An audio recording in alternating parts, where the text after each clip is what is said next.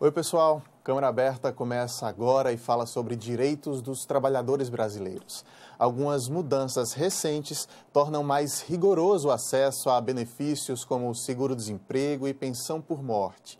Ainda tem muita gente com dúvidas, mas os esclarecimentos estão no programa de hoje. Quem nos explica o que mudou é o Procurador Federal Paulo Souto. Câmara Aberta está começando.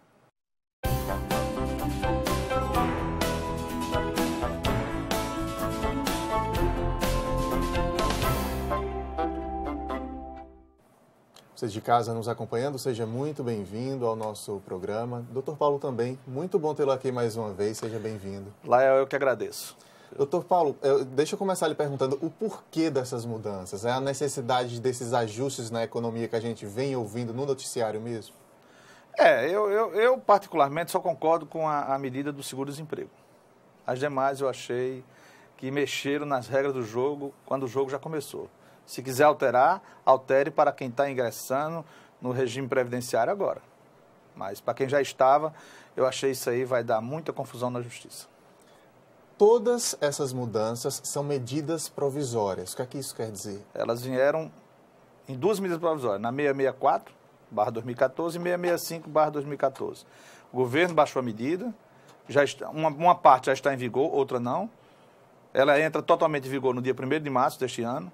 Então, vai para o Congresso Nacional para ser votado. O Congresso pode aprovar ou não, como também pode aprovar de outra forma, volta para a Presidência da República, ela veta ou sanciona. Vai depender tudo do Congresso Nacional. Enquanto esses trâmites acontecem, mas já está valendo porque já é medida provisória, é isso? Já está valendo uma parte, outra só começa a valer a partir de 1º de março. Então, vamos começar a falar delas para o nosso telespectador ir entendendo o que mudou. Seguro-desemprego, doutor, os prazos mudam, é isso? Mudam, porque antes você trabalhava 6 meses, era demitido sem justa causa e já teria direito a receber o seguro-desemprego. Agora, você tem que trabalhar na primeira solicitação 18 meses nos últimos 24. Na segunda solicitação, você tem que trabalhar 12 meses nos últimos 16. E na terceira, 6 meses, você trabalhou, você já terá direito ao seguro-desemprego. Eu acho uma mudança justa. Por quê? Porque estava havendo muita fraude. Era público e notório, todo mundo sabia que havia essas fraudes. Então, o governo fechou a sangria. Eu achei essa medida está correta. Eu entendo como correta. Também é uma opinião pessoal minha. Deixa eu exemplificar para tirar uma outra dúvida. Se eu já usei por uma vez o seguro-desemprego, numa determinada situação, eu deixei aquela empresa e já usei. Só tinha trabalhado 6 meses mesmo. A partir de agora tem essa regra de 1 ano e meio para a primeira solicitação. Eu tenho a necessidade agora de trabalhar 1 ano e meio para conseguir uma nova solicitação, ou como eu já consegui aquela anterior, eu agora só trabalho 1 ano? Por quê? Porque você já tem um tempo de serviço. Você não vai requerer o seguro-desemprego pela primeira vez, e sim pela segunda. Você tem, no mínimo, já 6 meses. Então, você tem que trabalhar, você tem que comprovar que trabalhou 12 meses nos últimos 16.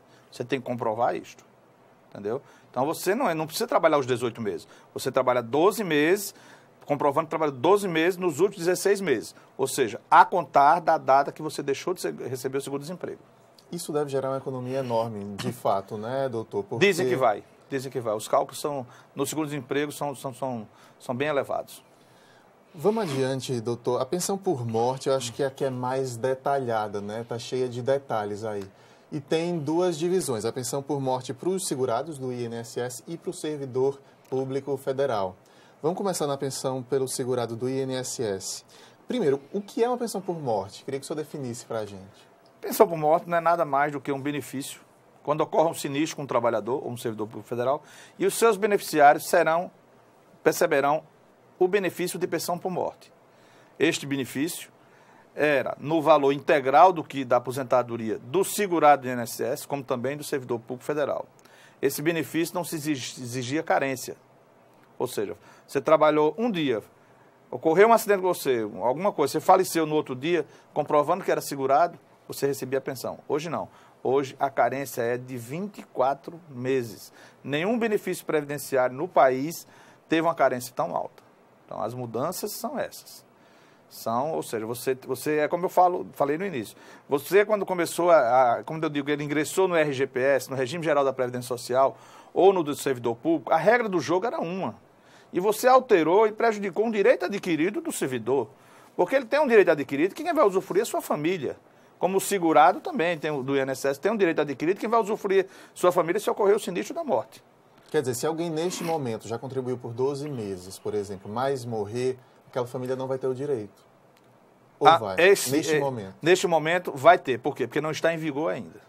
Entendeu? O que está em vigor, no caso dos beneficiários do segurado do INSS, é a proibição do pagamento de pensão por morte do homicida, aquele que mata o segurado e quer se beneficiar da pensão por morte. Só que a justiça, pelo menos eu tive 2 casos aqui em João Pessoa, onde o juiz negou. Por quê? Porque ninguém pode ser, segundo a própria sentença do juiz, ninguém pode se beneficiar de sua própria torpeza. Ou seja, você não pode se beneficiar, mata uma pessoa para ter direito à pensão. Então, nesses 2 casos foi negado e agora está na lei. Então, agora é lei. Então, não tem mais como um homicida requerer. E o segundo é o caso da viúva ou viúvo, ou companheiro ou companheira, que não comprove 24 meses de casamento ou de união estável. Só achei isso aí. Ou seja, se você não comprovar que está 24 meses casado ou numa união estável, você não tem direito à pensão. Isso já está em vigor para o segurado beneficiário do INSS. Já para o beneficiário do servidor público federal, só a partir de 1º de março. Como se comprova uma união estável? Que provas necessárias seriam essas? Olha, no INSS eles exigem muito 3 provas. Ou seja, filhos, às vezes são pessoas idosas, não têm filhos, mas fotografia, testemunha, conta bancária, cartão de crédito em conjunto, toda prova lista é válida. Vai depender de quem vai avaliar essas provas. Agora, o INSS geralmente exige 3 provas para que se comprove. Às vezes você tem 2, podem ser até provas fortes, mas por não ter 3 provas, o INSS indefere o pedido. Ele vai na justiça e geralmente consegue comprovar, desde que realmente exista aquela união estável.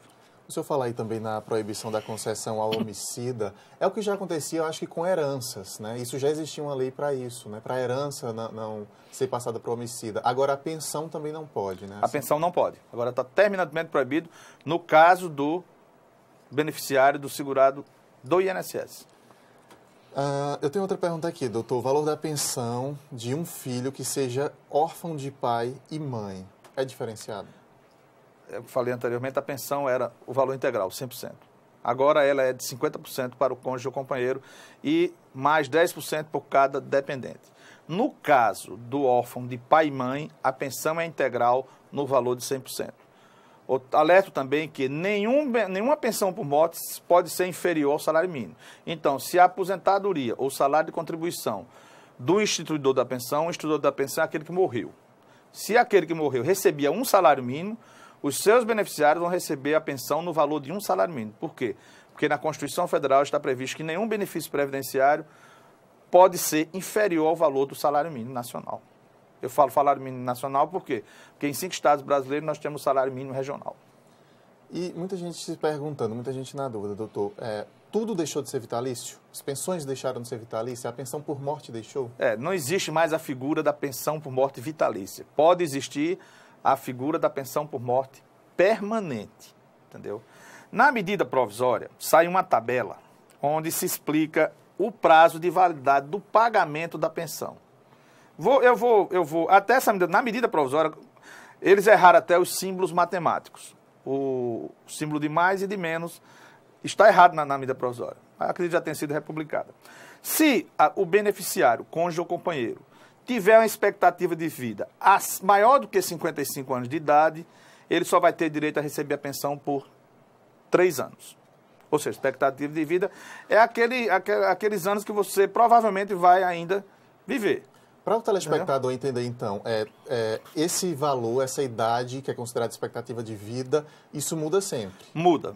Hoje é de 79 anos.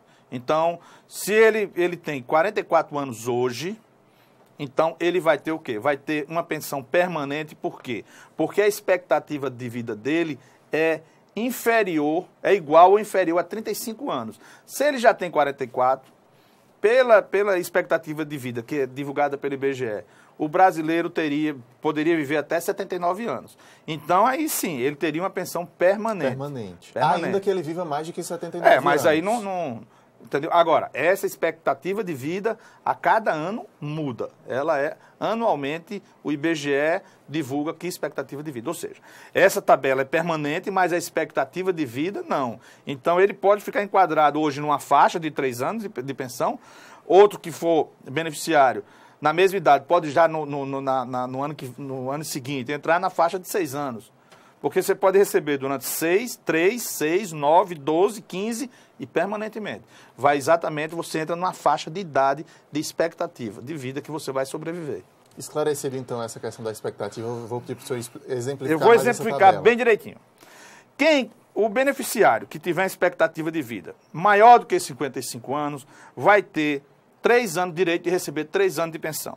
Se a expectativa de vida dele for igual ou inferior a 55 anos e maior do que 50, ele tem 6 anos. Se for igual e menor do que 50 e maior do que 45, 9 anos.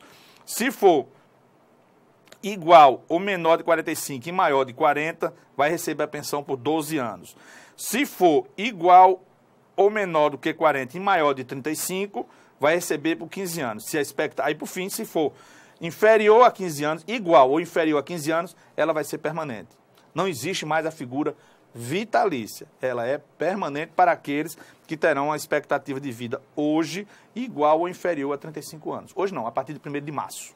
Eu fico aqui imaginando os reflexos de fato na economia, doutor. Uma viúva, por exemplo, de 21 anos de idade, que antes receberia a pensão por décadas, hoje ela vai receber por 3 anos, né? Por 3 anos. Para a Previdência, de fato, uma grande economia. Vai haver uma economia grande. Agora, é o que eu falo, eu gosto muito de respeitar o direito adquirido. Se a regra era justa ou injusta, mas ela existia na época que você começou a... É como eu digo, quando começou o jogo, a regra era aquela. Então, no decorrer do jogo, não deve haver mudança. Por quê? Porque quando o país começa a não respeitar o direito adquirido do seu cidadão, é temeroso. Porque a partir do momento que for aceito qualquer desrespeito a um direito adquirido, nós vamos viver uma insegurança jurídica. Eu tenho muito receio. O que você falou, eu acho justo. Não vou dizer que não... É realmente uma pessoa recebeu. Mas a regra do jogo era aquela. Entendeu? Então, eu acho que deve ser respeitado. Isso é uma opinião pessoal minha como cidadão brasileiro, não como procurador federal. E o que eu acho que vai dar o que falar no Congresso Nacional, as discussões, né, a respeito? Eu tenho minhas dúvidas. Eu acho que o governo tem a maioria na Câmara. O senhor acha que vai ser mais fácil? Eu acho que vai, se tiver a maioria, aprova, sem problema algum. A gente sabe como é que funciona o Congresso Nacional, então a maioria, eles fazem os acordos e vão aprovar. Eu acredito que aprove. Vamos fazer uma pausa rápida aqui, doutor, para o intervalo. Na sequência, a gente volta esclarecendo mais sobre essas mudanças nesses direitos dos trabalhadores brasileiros. Até já.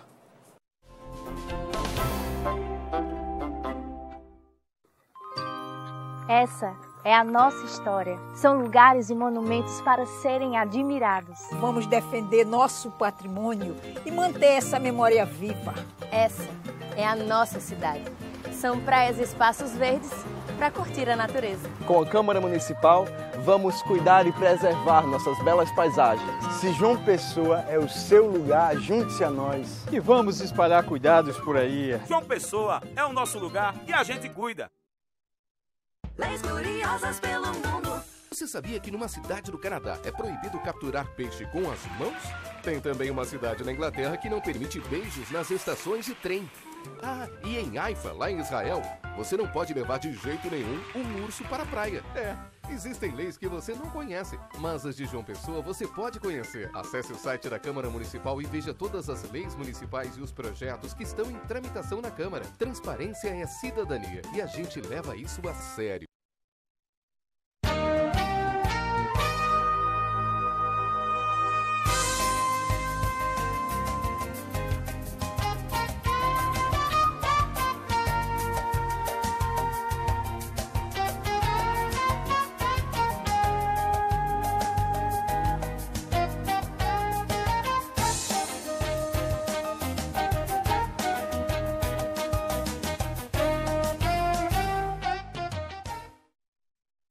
Vem comigo conhecer quem movimenta a nossa cultura. Música, teatro, literatura, artes plásticas, você encontra aqui.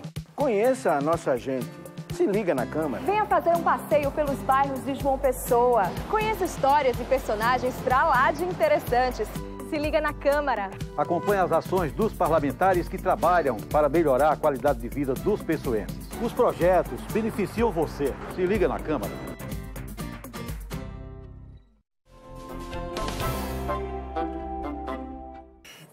Câmara Aberta está de volta, hoje esclarecendo as recentes mudanças que tornaram mais rigoroso o acesso aos benefícios da Previdência Social, como seguro-desemprego e pensão por morte, por exemplo.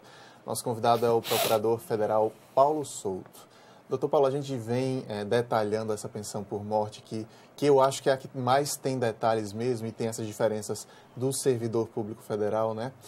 O senhor, no primeiro bloco, falou da carência a respeito da duração do casamento, né, do período do casamento. Queria que o senhor reforçasse como, de fato, passa a valer a partir de agora. Foi uma novidade, tanto para os beneficiários do servidor público federal, como também do segurado do INSS. Agora você tem que ter, no mínimo, 24 meses de casamento ou de união estável para poder ter direito a uma pensão, caso o instituidor da pensão venha a falecer. Mas, se ele faleceu em acidente de trabalho, doença profissional ou doença de trabalho, não existe carência. E também, se o cônjuge sobrevivente for totalmente incapaz, uma pessoa que não tenha como prover a sua própria subsistência, também não vai existir carência. São as duas exceções. Mas, se você, vou dar um exemplo bem claro, você, a partir de 1º de março, se o seu cônjuge ou companheiro venha a falecer, tanto o segurado do INSS como o servidor público federal, se você não tiver 24 meses de casamento ou união estável, você não vai ter direito à pensão por morte. A gente fala aí, o senhor explica aí da questão do cônjuge, né, do companheiro ou companheira. É diferente para dependentes que não sejam cônjuges, para filhos adotivos, para filhos... Não, filhos adotivos e os filhos registrados sem problema algum. Aliás, o adotivo também é registrado. Não existe diferença entre os dois, entendeu? Os filhos naturais e os filhos adotivos. Todos têm os direitos iguais, entendeu? O que foi excluído no caso do servidor público federal foi a pessoa designada, que geralmente já nem mais existia, mas consta na medida provisória. O enteado e o menor sob guarda têm que comprovar agora a dependência econômica com o falecido para ter direito à pensão, que antes a lei não exigia isso. E a medida provisória vem com essa exigência. O senhor falou também que foi reduzido, né, para 50%. Queria esclarecer isso ainda mais. Esse 50% que uma viúva, por exemplo, pode passar a receber é do salário do ex-marido? Olhe bem, são dois exemplos. 50%, vamos primeiro tratar do caso do beneficiário do INSS, do segurado do INSS. É 50% do valor da aposentadoria ou do salário de contribuição. Mas este 50% não pode ser inferior ao salário mínimo. Se o aposentado que faleceu, a sua aposentadoria é o salário mínimo, a pensão vai ser no salário mínimo. Por quê? Porque a Constituição Federal não permite, está lá na Constituição, nenhum benefício previdenciário pode ser inferior ao salário mínimo.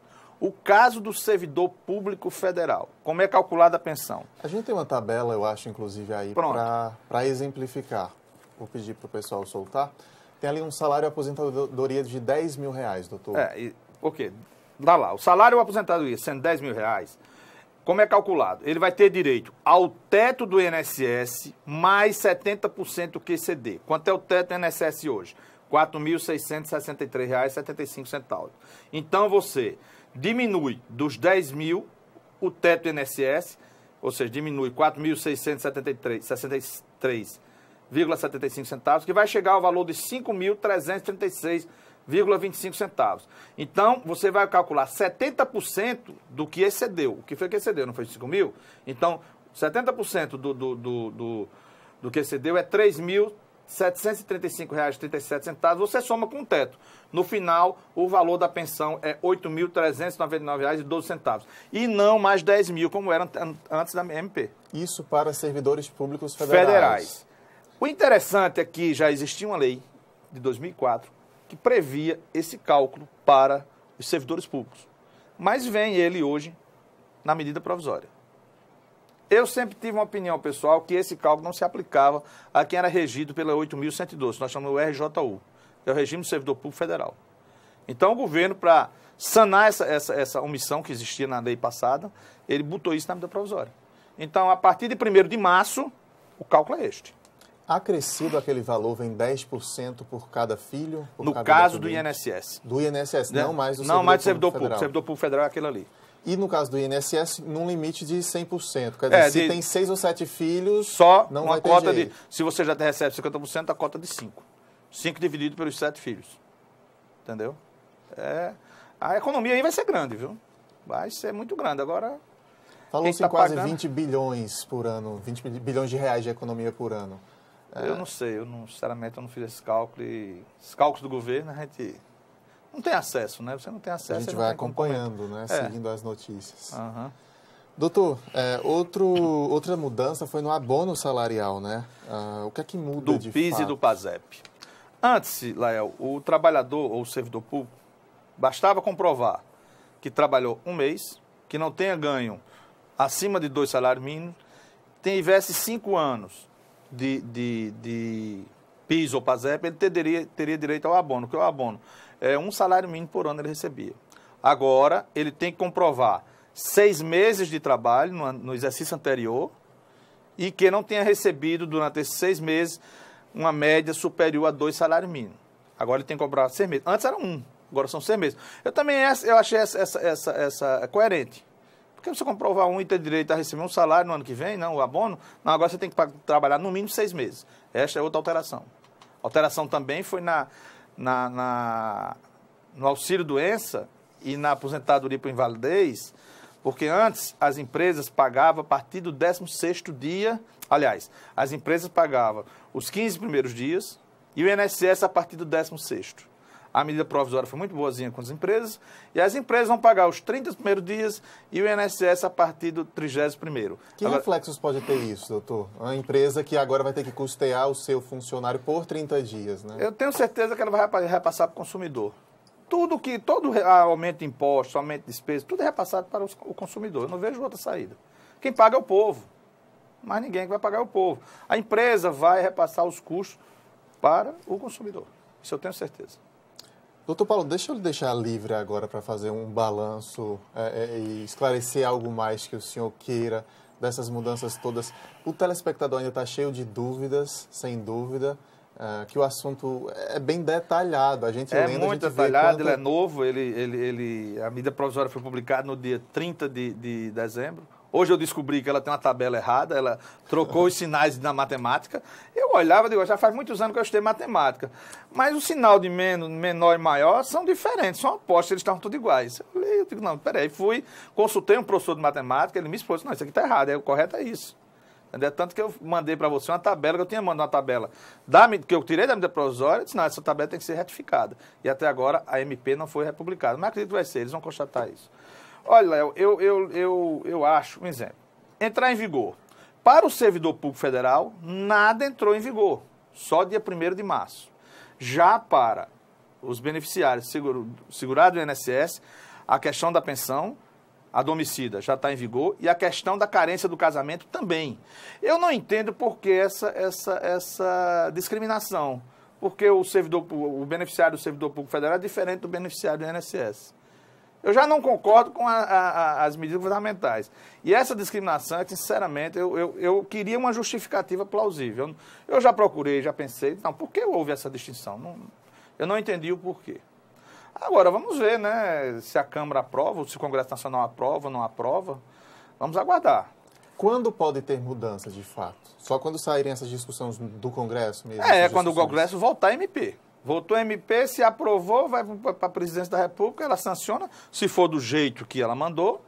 O governo também pode achar que cometeu vamos dizer, alguma injustiça, e pode chegar, pedir para o próprio Congresso eliminar um dos artigos, e for para ele vai e sanciona. Tudo vai ser negociado. Agora, pelo que eu já estou assistindo, os líderes do partido do governo, eles vão defender com unhas e dentes as medidas e eu acredito que novas medidas virão.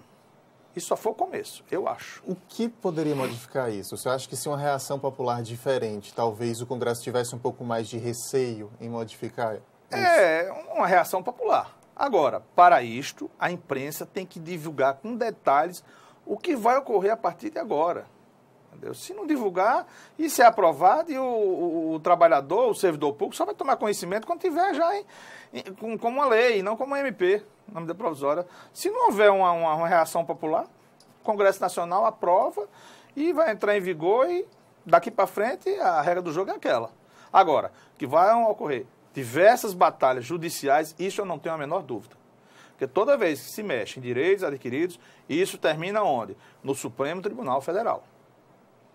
Então, é direito constitucional, então eu acho que o debate final vai ser lá, no STF. O senhor que é especialista, né, sempre domina todos esses assuntos e tem esse contato direto com a população, até por meio da TV, né, o senhor tem um quadro fixo lá no Bom Dia Paraíba.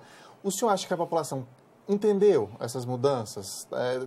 São tantas especificidades. O pessoal está entendendo o que de fato vai mudar? Ainda não.